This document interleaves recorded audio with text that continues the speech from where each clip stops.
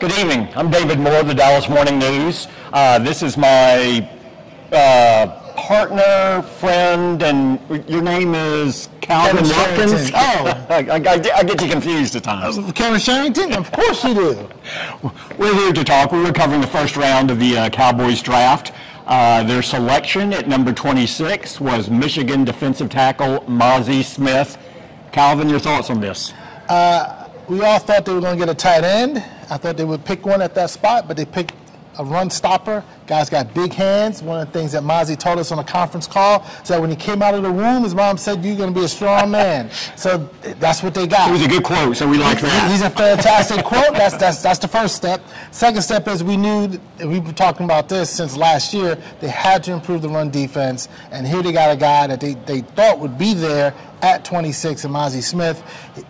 Will McClay said something interesting. He said, hey, this guy could also go outside on the edge and maybe rush the passer. That's something that will have to be developed over time. But for right now, he's your, I guess, 3 technique run stopper? Yeah, that's not why they brought him in, though. Yeah. I mean, that's an area of his game he'll develop over time. Mm-hmm. But this was all about stopping the run, and this is about keeping big bodies off of their linebackers. Mm-hmm. It's also about enhancing what is already the strength of their team, the edge rush. So one thing that's very difficult to quantify, too, is, if his arrival means that opponents are in 3rd and 8 and 3rd and 7 more than they were in the past, to allow Micah Parsons, DeMarcus Lawrence, Sam Williams, Dorrance Armstrong, and these guys to tee off Donovan Wilson, who's an outstanding blitzer. Right. This really plays into their strength. And it's interesting, Cowboys normally don't take a nose tackle.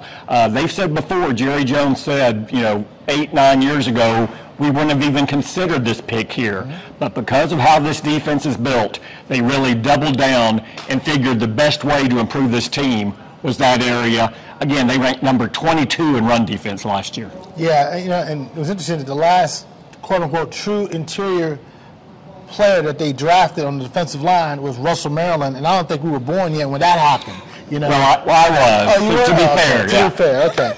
And Jerry made note of that in the press conference, like, hey, if you're going to get someone like that, he's got to be a bad boy. And they believe Mazi Smith is a bad boy. And looking forward, just very quickly, to Friday, the 2nd and 3rd round. In my mind, what this does is set up to concentrate on offense, which I think you're going to see more offensive picks when this draft is done. I think you're going to see a tight end go tomorrow, and I also believe you're going to see a running back. If not tomorrow, you're going to see that early in the 4th. I don't agree with you on the tight end. It wouldn't surprise me if you get a wide receiver, because Michael Gallup, he's coming off a lot of injuries, and he is your number 2 guy. Brandon Cooks, you don't know about his future. He's a short-term guy anyway. So you got CeeDee Lamb, who you're going to pay. You've already paid Michael Gallup, who's coming off a tough year from a physical standpoint. Wouldn't surprise me if you get a wide out in day 2.